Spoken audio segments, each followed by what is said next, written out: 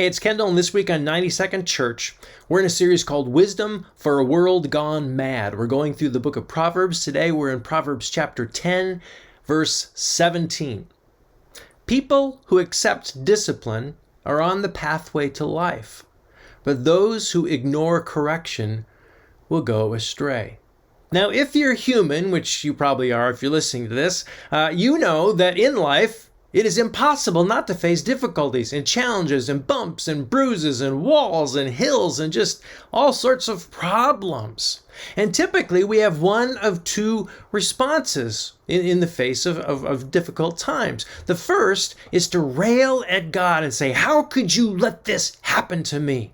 And turn our back on him. And when we do this, what this proverb tells us is that we will go astray. We will lose our way. We will find ourselves just kind of wandering through life. But there is a second response, which is this, to accept it. You see, here's the thing. God, who is for us and with us, he is working in us in all situations.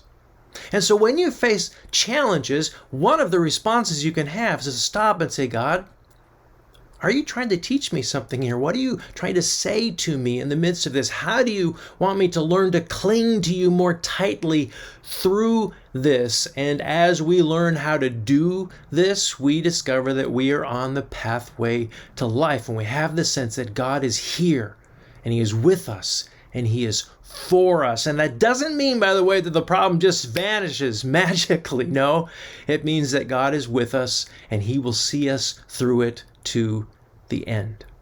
So, what are you facing today? And are you willing to face it with God and to accept his discipline, his direction in the midst of it? Because that is the pathway to life. We'll talk to you soon.